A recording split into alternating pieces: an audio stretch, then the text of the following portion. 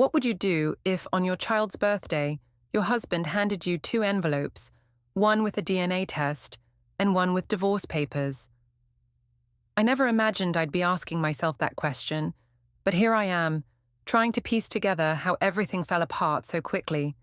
It started on a Tuesday morning, exactly 1 week before Mira's 8th birthday. I was in our kitchen, surrounded by party planning chaos, streamers, balloon packages, and a notebook filled with my meticulous plans. Everything had to be perfect. Everything always had to be perfect in our house. "Zinnia, you're going overboard again," Edric said from behind his laptop at the breakfast table. He barely looked up from his screen, fingers clicking away at some IT project that apparently couldn't wait until he got to the office. "It's our daughter's birthday, Edric. Some things matter more than your spreadsheets." I continued arranging the party favors I'd spent hours assembling the night before. Each little bag contained exactly 3 pieces of candy, a small toy, and a personalized thank you note with Mira's name in glittery letters. Mira bounced into the kitchen, her school backpack sliding off one shoulder. "Mummy, is Grandma Helen coming to my party? She promised to bring her famous chocolate cake." "Of course, sweetheart. Grandma wouldn't miss it for the world." I kissed the top of her head, breathing in the scent of her strawberry shampoo. "And Grandma Vivian will be there too, along with Uncle Jonas and Aunt Tessa." Edric's typing stopped abruptly. "Did you ask if Saturday works for everyone, or did you just assume they'd drop everything for another one of your productions?" The edge in his voice caught me off guard. Edric had been increasingly moody lately, finding fault with everything I did. I'd been working extra hours at the office to help with a big project, and instead of being supportive, he'd become distant and critical. "It's not a production, Edric. It's a celebration of our daughter. Maybe if you showed half as much enthusiasm for your family as you do for debugging code, you'd understand that." He finally looked up, his brown eyes holding an expression I couldn't quite read. "I understand more than you think, Zinnia." Before I could ask what he meant by that cryptic comment, my phone buzzed on the counter. The message preview made my heart skip a beat. "Can't wait to see you today. Miss you already. See." I quickly grabbed the phone and deleted the message, but not before noticing Edric's eyes flick toward the screen. Had he seen it? His expression remained unreadable as he closed his laptop and stood up. "I need to get to work early today. There's a server issue that needs my attention." He kissed Mira's forehead, but walked past me without his usual goodbye peck on the cheek. After he left, I called my mother while finishing Mira's lunch preparations. "Honey, you sound stressed," Mum said after I'd filled her in on the party details. "Is Edric being difficult again? I swear, that man has no appreciation for how hard you work to keep that family together. He's just been distant lately, moody. I think he's stressed about work, but he takes it out on me and Mira." "Well, maybe this party will remind him what's important. You're doing everything right, Zinnia. Don't let him make you feel otherwise." As I hung up, I felt that familiar surge of validation. Mom always understood. She'd raised Tessa and me as a single mother after Dad left, and she knew how hard it was when men didn't appreciate what they had. The rest of the morning flew by in a blur of errands and preparations. I stopped by the grocery store, picked up the custom birthday banner from the print shop, and swung by the party supply store for last-minute additions.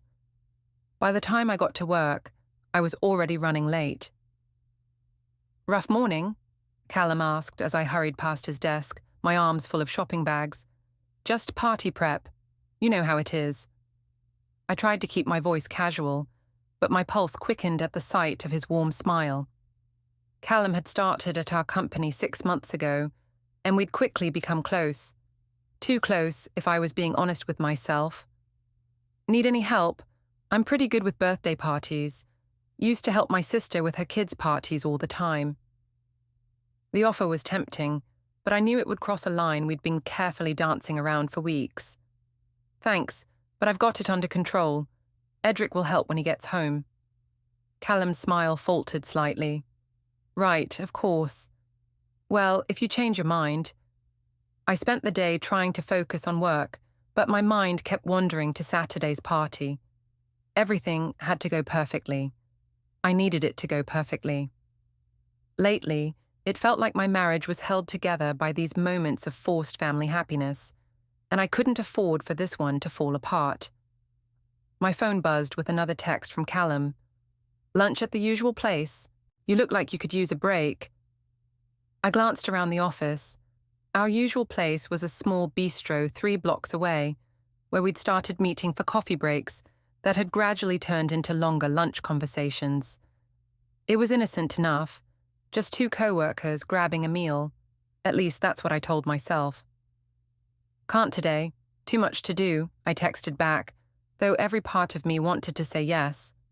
"Rain check then, but Zinnia, you know you can talk to me about anything, right? You seem really stressed lately." His concern felt like a warm embrace compared to Edric's cold distance. When was the last time my husband had asked how I was feeling? When had he last shown any interest in my day beyond the logistics of household management? That evening, I spread all the party supplies across our dining room table, creating an organizational system that would make a military planner proud. Mira helped sort the napkins by color while I arranged the decorations. "Daddy seems sad lately," she said quietly, not looking up from her task. "What makes you say that, sweetheart?" "He doesn't laugh at my jokes anymore, and he goes to bed really late. Sometimes I hear him typing on his computer when I get up to use the bathroom." A chill ran down my spine. "He's just working hard to make sure we have everything we need. That's what daddies do." But even as I said it, I wondered what Edric was really doing during those late-night computer sessions.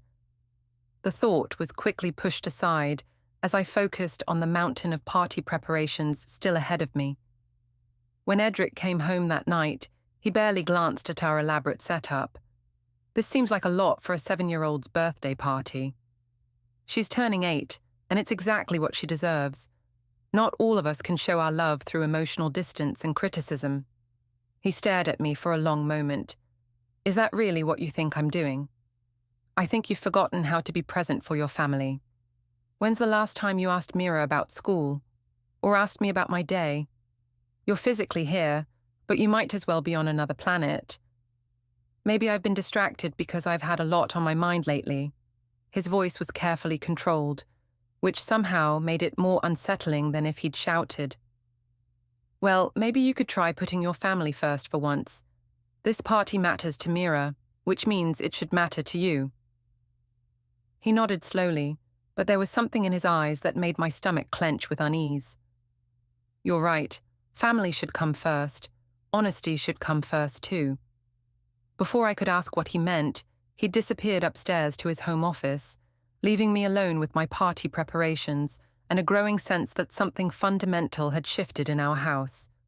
Saturday morning arrived with the kind of perfect weather that made me believe everything would go according to plan. I was up at 6, putting the finishing touches on decorations and double-checking my timeline. Mira's party was scheduled to start at 2, which gave me 8 hours to transform our backyard into a birthday wonderland. "Mommy, this looks amazing," Mira squealed when she saw the streamers and balloons I'd hung around the patio. Pink and purple everything, just like she'd requested. Edric emerged from the kitchen with his coffee, surveying my work with what I could only describe as detached appreciation. Very thorough, as always. "Is that supposed to be a compliment?" "It's an observation." He sat down at the patio table, scrolling through his phone with the same focused attention he usually reserved for work emergencies. My mother arrived at noon with her famous chocolate cake and immediately began critiquing Edric's lack of enthusiasm. "Honestly, Zinnia, I don't know how you put up with such a wet blanket. Look at all this work you've done, and he's sitting there like he's at a funeral." "Mum, please, not today. I'm just saying, when your father was around, at least he pretended to care about family celebrations. This one can't even manage that." Edric looked up from his phone, and for a moment, I thought he might actually defend himself. Instead, he just stood up and went inside without a word. "See what I mean?" Mum continued. "No backbone, no passion. How do you stay married to someone so beige? I wanted to defend my husband, but honestly, I'd been asking myself the same question lately. When had Edric become so withdrawn? When had our conversations become limited to logistics and schedules? The first guests arrived right on time. Vivian, Edric's mother, carrying a beautifully wrapped present and wearing her usual reserved smile. Behind her came Jonas, Edric's younger brother, with his girlfriend Sarah. "Zinnia, dear, this looks lovely," Vivian said, though I noticed her eyes scanning the yard as if looking for something, or someone. "Where's Edric?" "Inside, probably hiding from all the fun," Mom answered before I could respond. Vivian's expression tightened. "I'm sure he's just helping with last-minute preparations." More guests arrived, Mira's school friends and their parents, my sister Tessa with her husband Mark, and several neighbors. Soon our backyard was filled with the cheerful chaos of children's laughter and adult conversation. I was in my element, playing hostess, and making sure everyone had drinks and appetizers. This was what I was good at, creating these perfect moments of family happiness. If only Edric would participate instead of lurking on the sidelines like a reluctant observer. "Zinnia, you've really outdone yourself," said Janet, one of the other moms from Mira's school. "I don't know how you manage to work full-time and still pull off parties like this." "It's all about organization and prioritizing what matters," I replied, feeling a flush of pride. "Family comes first, always." "Speaking of work," Tessa chimed in, "didn't you mention there's some cute new guy at your office? The one who's been helping you with that big project?" My cheeks warmed, and I glanced around to make sure Edric wasn't within earshot. "Callum's just a co-worker. He's been really supportive during this busy period." "Supportive how?" Mom asked with a knowing smile. "It's nice when someone appreciates how hard you work." "It's not like that," I said quickly, but even as I denied it, I thought about Callum's text messages and the way he always seemed to know exactly what to say to make me feel better. The party games were a huge success. We had a treasure hunt, musical chairs, and pin the tail on the donkey. Mira was glowing with happiness, and even some of the more reserved parents were laughing and joining in. But throughout it all, Edric remained on the periphery. He helped when asked, smiled when appropriate, but there was something hollow about his participation. It was like he was performing the role of husband and father, rather than living it. "What's wrong with Uncle Edric?" I heard one of Mira's cousins ask Jonas. "He looks sad." Jonas glanced toward his brother, who was standing alone by the fence, staring at his phone again. "He's just thinking about stuff." As the afternoon wore on, I found myself getting increasingly frustrated with Edric's behavior. This was our daughter's birthday, and he was acting like he'd rather be anywhere else. When Janet complimented the decorations again, I couldn't help but make a pointed comment. "Well, some of us believe in putting effort into the things that matter. Not everyone has the same priorities, apparently." Several people looked toward Edric, who was still absorbed in his phone. I felt a moment of satisfaction when I saw a few of the other wives exchange knowing glances. They understood what it was like to be married to men who took their families for granted. "Edric's always been the strong, silent type," Vivian said diplomatically, but I could hear the strain in her voice. "Silent, anyway," Mum muttered, loud enough for several people to hear. The cake ceremony should have been the highlight of the party. Mira looked beautiful in her birthday dress, surrounded by friends and family as we sang "Happy Birthday." I had my phone out, capturing every moment for posterity. But when I looked at the photos later, I noticed something that made my blood run cold. In several shots, you could clearly see the small silver locket I was wearing, the one Callum had given me the week before as a friendship gift. I'd tucked it under my blouse, but it had slipped out during all the party activities. More importantly, I noticed Edric in the background of one photo, and he was looking directly at me. Not at Mira, not at the cake, but at me. And his expression was unreadable, in a way that made my stomach twist with anxiety. As the party wound down and guests began to leave, I threw myself into cleanup mode. It was easier than dealing with the weird tension that had settled over our family like a dark cloud. "Thank you for a wonderful party," Vivian said as she prepared to leave. She hugged Mira tightly, then turned to me. "Zinnia, dear, can I speak with you privately for a moment?" We stepped aside, while Edric said goodbye to Jonas and Sarah. "Is everything all right between you and Edric?" Vivian asked quietly. "He seems different lately. Distant." "He's been stressed about work," I replied automatically. "You know how he gets when he's dealing with technical problems." "This seems like more than work stress. He barely spoke to anyone today, and when he did, it was like he was somewhere else entirely." She paused, studying my face. "Are you two having problems?" "Every marriage goes through rough patches," I said, deflecting. "We're fine." But even as I said it, I wondered if we really were fine. When had Edric and I last had a real conversation? When had we last laughed together, or shared anything more intimate than discussions about Mira's schedule and household logistics? After the last guest left, I found myself alone in the backyard, surrounded by the debris of what had been a successful party. Mira was inside, playing with her new toys, and Edric had disappeared again. I pulled out my phone to scroll through the photos from the day and found a text message waiting for me. "Hope the party went well. Thinking of you. C." The message sent a warm flutter through my chest, followed immediately by a stab of guilt. I quickly deleted it and went inside to find my family. Edric was in his office again, door closed, the soft clicking of keyboard keys audible through the thin wood. I knocked softly. "Come in." He was sitting at his computer, but the screen was angled away from the door, so I couldn't see what he was working on.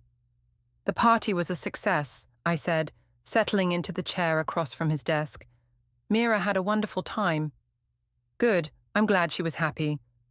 "Edric, what's going on with you? You've been so distant lately, and today you barely participated in your own daughter's birthday party." He finally looked at me directly, and something in his expression made me feel like I was standing on the edge of a cliff. "I've had a lot on my mind." "Work stuff?" "Among other things." He leaned back in his chair, studying me with an intensity that made me uncomfortable. "Zinnia, are you happy with your life choices?" The question caught me completely off guard. "What kind of question is that?" "A simple one. Are you happy with the choices you've made? With our marriage? With the person you've become?" I felt heat rising in my cheeks. "What's that supposed to mean? Of course I'm happy. I have a beautiful daughter, a nice home, a good job. What more could I want?" "I don't know, you tell me." The conversation felt like it was happening in code, like he was asking about something specific without actually saying it. "Edric, if you have something to say, just say it. I'm tired of these cryptic comments and moody silences." He nodded slowly. "You're right. When I have something to say, I should just say it directly. No games, no hints, just the truth." "Exactly. Communication is the foundation of marriage." I couldn't agree more. He turned back to his computer. "I'll keep that in mind."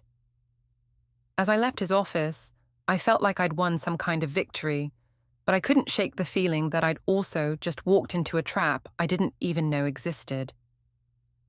The week following Mira's party felt like walking through a minefield.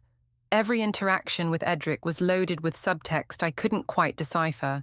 He was polite, functional, and completely emotionally absent. It was like living with a well-programmed robot that looked like my husband.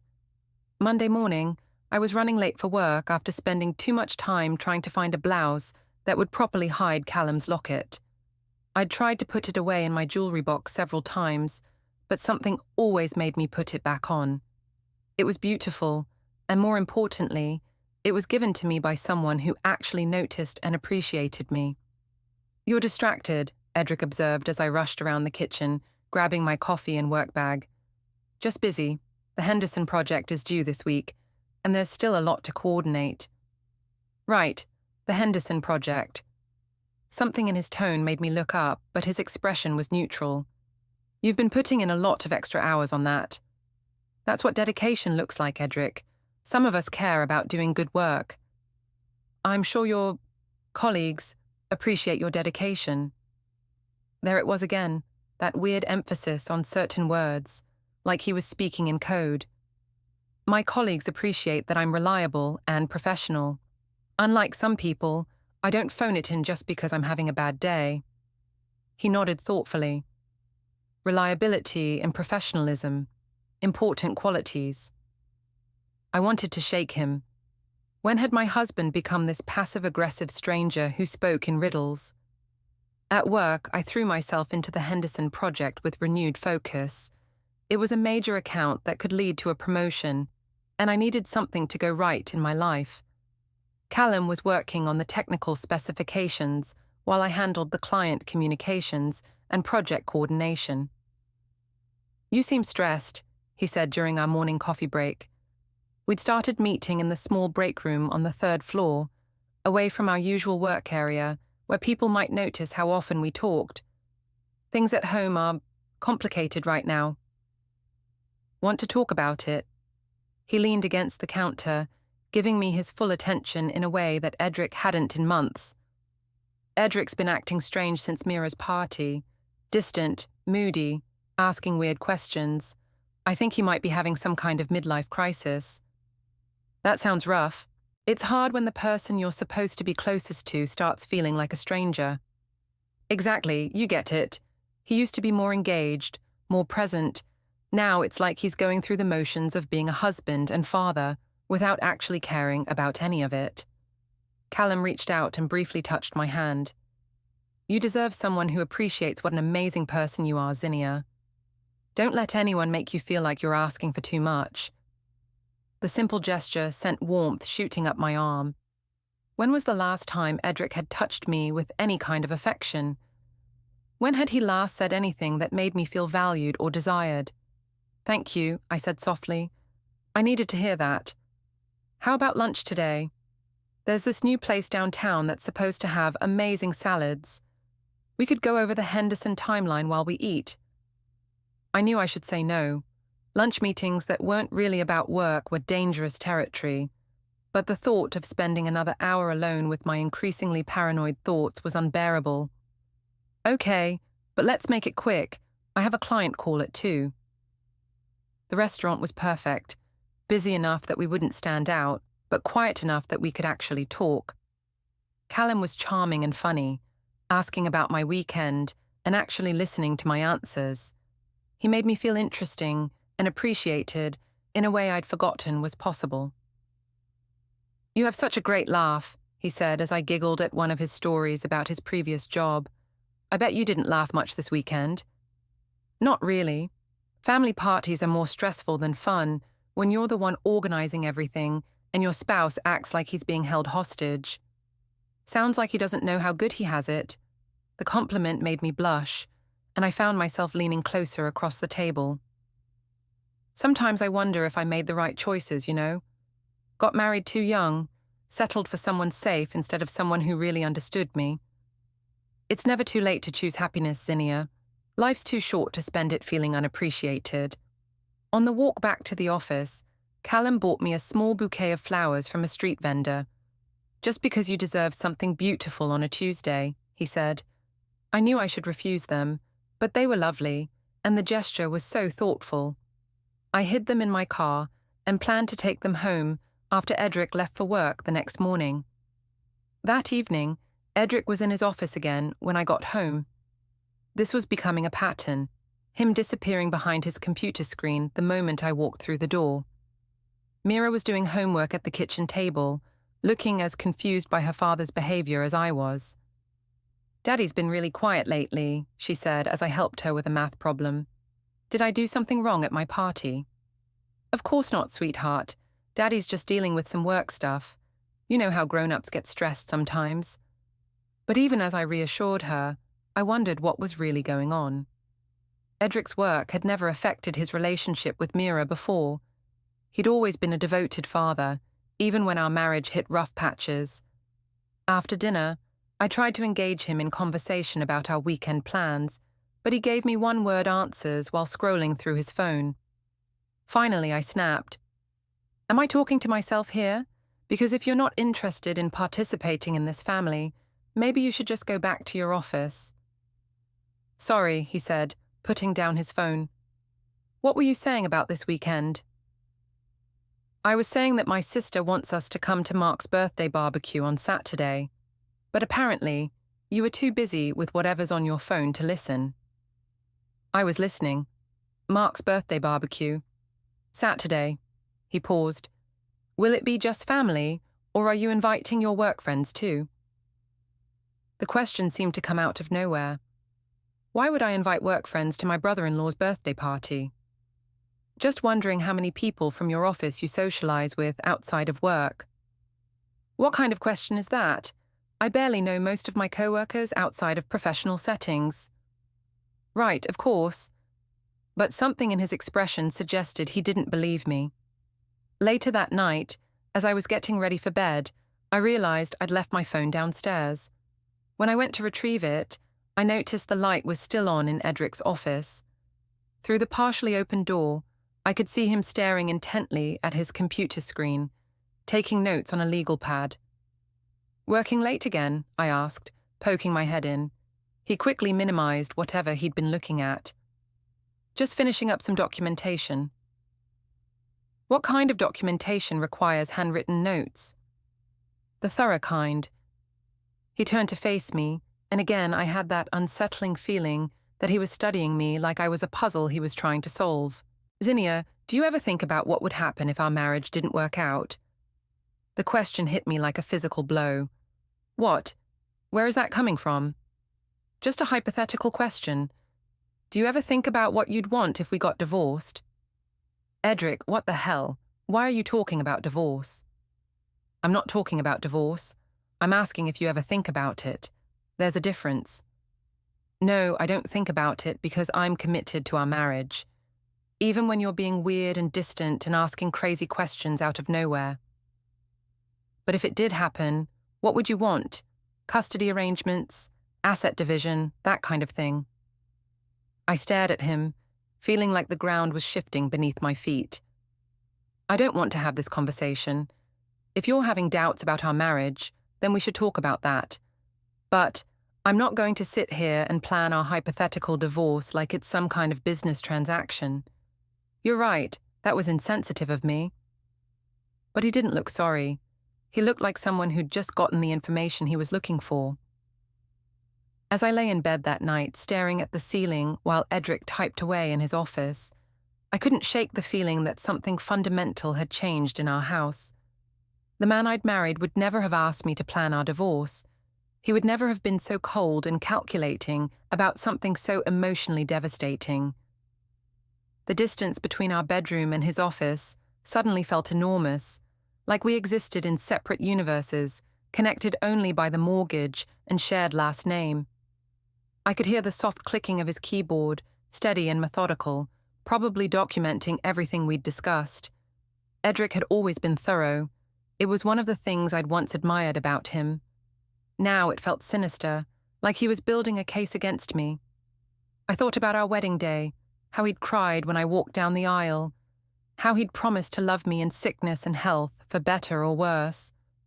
When had worse become this, lying in the dark, feeling like strangers, discussing custody arrangements like terms of a business deal? My phone buzzed on the nightstand, illuminating the dark room with its cold blue glow. "Callum.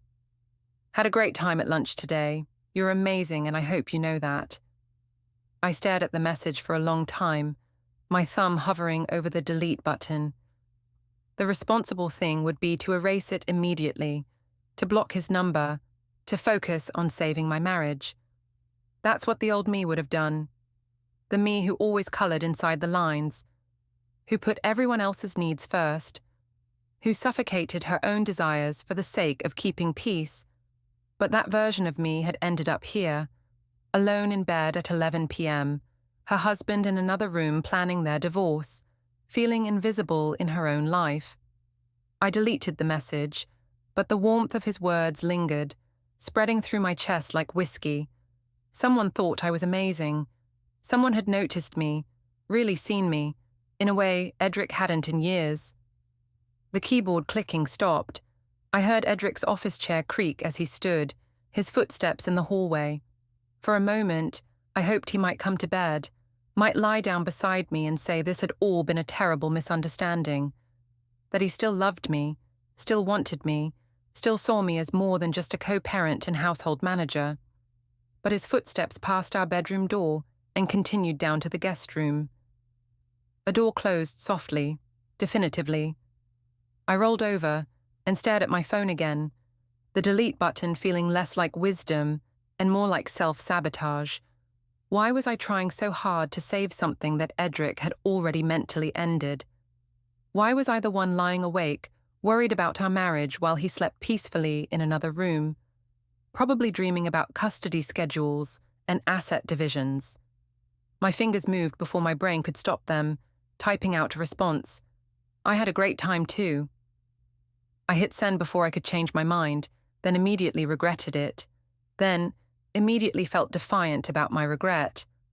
What was so wrong with accepting a simple compliment, with having a friend who made me feel valued? Callum's response came almost immediately. "Are you still up? Want to talk?" The rational part of my brain screamed no. The lonely part, the part that had been slowly dying under Edric's indifference, whispered yes. "Just can't sleep," I typed back. "Lot on my mind." "Anything I can help with?" And there it was, the question Edric should have been asking. The concern my husband should have shown, instead of coldly calculating how to divide our lives into neat legal categories. Whatever was happening with Edric, I couldn't deal with it alone anymore. I needed someone who understood me, someone who made me feel like I was worth caring about. I needed Callum. Actually, I typed slowly, each word feeling like crossing a line I couldn't uncross. Yes, I think I need someone to talk to, someone who gets it. I'm here. Always. 2 simple words that my husband hadn't said in months, maybe years. I set my phone down and stared at the ceiling again, listening to the silence of my house, the absence of Edric, the vast emptiness of a marriage that had become nothing more than a legal arrangement between 2 people who'd forgotten how to see each other. Tomorrow, I would probably regret this. Tomorrow, I might recognize this as the first step down a path I shouldn't take. But tonight, lying alone in the dark, while my husband planned our divorce in another room, I just needed to feel like I mattered to someone, even if that someone wasn't the person I'd promised to matter to forever. 3 days later, everything came to a head at what was supposed to be a peaceful family dinner at Vivian's house. It was a tradition we'd maintained for years, Sunday dinner with Edric's family, where Mira could play with her cousins and the adults could catch up on each other's lives. But as soon as we walked through Vivian's front door, I could sense something was different. The usual warm greetings felt strained, and Jonas kept glancing between Edric and me, like he was waiting for something to explode. "Zinnia, dear, you look tired," Vivian said as she hugged me. "Are you feeling all right?" "Just busy with work. The Henderson project has been consuming my life." "Yes, Edric mentioned you've been working very closely with a new colleague on that." Her tone was carefully neutral, but something in her eyes made my stomach clench. I shot a look at Edric, who was helping Mira hang up her jacket. What exactly had he told his mother about my work situation? Dinner started normally enough. We talked about Mira's school, Jonas's new apartment, and Vivian's volunteer work at the church, but I could feel undercurrents of tension that I couldn't quite identify. Then Vivian dropped the bomb. "Zinnia, I ran into Patricia Henderson at the grocery store yesterday. She mentioned that the project you've been working on was actually completed 2 weeks ago." The room went completely silent. I felt heat flooding my face as everyone stared at me. "There's still follow-up work to do. Client maintenance, documentation, that sort of thing." "Of course," Vivian said smoothly, though she did mention that she hasn't heard from your company since the final presentation. I wanted to disappear into the floor. How had Vivian ended up talking to our client? And why was she checking up on my work in the first place? Maybe we should focus on family conversation instead of my work schedule, I said, trying to keep my voice light. Absolutely, Edric said. Family should always be the priority. Honesty within families is so important, don't you think? There was that loaded tone again, like he was talking about something completely different from what his words actually said. Speaking of honesty, Vivian continued, Margaret Chen mentioned seeing you at that little bistro downtown last week. She said you were having what looked like a very intimate lunch with a handsome young man. My heart stopped. Margaret Chen was one of Vivian's church friends, a woman who noticed everything and forgot nothing. I'd been so careful to choose restaurants away from our neighborhood, but apparently not careful enough. I have business lunches all the time, I said, but my voice sounded weak even to my own ears. Of course you do, Jonas said quickly, clearly trying to diffuse the tension. Zinnia's always been dedicated to her career. Very dedicated, Edric agreed. Sometimes I'm amazed by how much time and energy she puts into her professional relationships. That was it. I'd had enough of his passive-aggressive comments and veiled accusations. If you have something to say, Edric, just say it. I'm tired of these cryptic remarks and insinuations. You're right. Direct communication is always better. He set down his fork and looked directly at me. How long have you been having an affair? The question landed like a physical blow. Mira looked up from her plate, confusion clear on her young face. Jonas choked on his wine. Vivian just sat there waiting for my answer. How dare you, I whispered. How dare you accuse me of something like that in front of your family? So you're denying it? Of course I'm denying it. I can't believe you would even suggest. Then you won't mind explaining why you've been deleting text messages from someone named Callum, or why you've been lying about working late when your project ended weeks ago, or why you're wearing jewelry I've never seen before. My hand instinctively went to my throat, where Callum's locket was hidden beneath my blouse. How did he know about the deleted messages? Had he been spying on me? You've been going through my phone, I demanded. I've been trying to understand why my wife has become a stranger, why she lies about where she's been and who she's with, why she treats me like an enemy in my own home. Maybe because you've become impossible to live with. You're cold, distant, critical of everything I do. When was the last time you showed any interest in my life beyond questioning my every move? I started questioning your moves when they stopped making sense, when you started coming home late with elaborate explanations for where you'd been, when you started guarding your phone like it contained state secrets. Vivian cleared her throat. Perhaps we should table this discussion until— No, I said, standing up abruptly. If Edric wants to air our private business in front of everyone, then let's do this properly. Yes, I've become friends with someone at work. Yes, he's kind and supportive and actually listens when I talk. But that doesn't mean I'm having an affair. Friends don't usually exchange jewelry, Edric said quietly. My hand went to the locket again. It was a gift, a friendship gift. People are allowed to have friends, Edric. Are they allowed to lie about those friendships? To sneak around and delete messages and make up fake work projects to cover their tracks? I never lied about anything. You told me you were working late on the Henderson project last Tuesday, but the project was finished and your office building security logs show you left at your normal time. So, where were you for 3 hours? The security logs. How had he gotten access to those? And why was he checking up on me like I was a criminal? I went shopping. I had errands to run. I don't have to account for every minute of my day to you. Shopping where? Because your credit card wasn't used anywhere that evening. I stared at him, feeling trapped and exposed. He'd been investigating me like I was a suspect in a crime. Have you completely lost your mind? You're tracking my movements, checking my credit cards, going through my phone.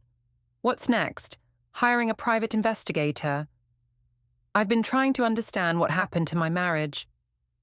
When my wife started lying to me, I needed to figure out why. Your marriage fell apart because you stopped participating in it. You became this cold, distant stranger who treats his family like an obligation instead of a joy. Maybe if you'd put half as much energy into being a good husband as you've put into spying on me, we wouldn't be in this mess. So this is my fault. Yes, it's your fault that I had to look elsewhere for basic human connection. It's your fault that I found someone who actually cares about my thoughts and feelings. It's your fault that... I stopped abruptly, realizing what I'd just admitted. The room was dead silent except for the ticking of Vivian's grandfather clock. Thank you, Edric said quietly. That's all I needed to hear. He stood up and walked calmly to where Mira was sitting, her eyes wide with confusion and fear. Mira, sweetheart, would you like to help Grandma Vivian make some cookies? I need to talk to Mommy for a few more minutes. After Mira reluctantly followed Vivian to the kitchen, Edric sat back down and folded his hands on the table. I want you to know that I've already spoken with a lawyer. The words hit me like ice water. What? I've filed for divorce, Zinnia. The papers will be served to you tomorrow morning. You can't be serious. Over a friendship, over some imagined betrayal that exists only in your paranoid mind. Over an affair, over lies, over the fact that you just admitted you've been looking elsewhere for what you should have been finding in our marriage. That's not what I meant. It's exactly what you meant, and honestly, I'm relieved that you finally told the truth. It makes everything much cleaner. Jonas, who had been sitting in stunned silence, finally spoke up.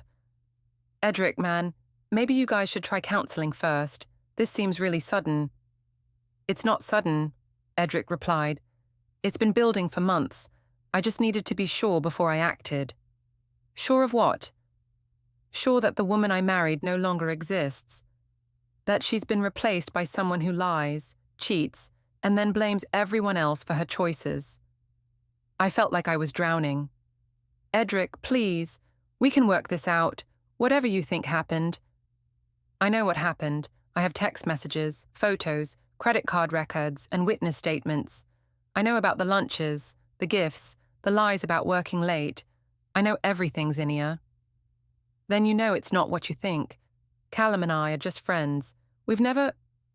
It doesn't matter what you have or haven't done physically. You've already betrayed our marriage in every way that counts. He stood up again and pulled a folded piece of paper from his jacket pocket. This is a summary of the custody arrangement I'm proposing. I think you'll find it fair, considering the circumstances.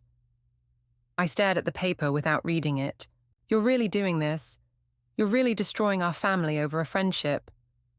I'm not destroying anything. I'm documenting what you already destroyed. His voice was calm, matter-of-fact, like he was discussing a work project. I'll be staying at my mother's house until we can work out a more permanent arrangement. I'll pick up my things tomorrow while you're at work. What am I supposed to tell Mira? Tell her the truth, that sometimes adults make choices that hurt the people they're supposed to love most. As he walked toward the kitchen to collect our daughter, I sat alone at the dinner table, staring at the custody papers and trying to understand how my life had just completely fallen apart. The worst part was that even in the middle of this disaster, part of me was already thinking about calling Callum.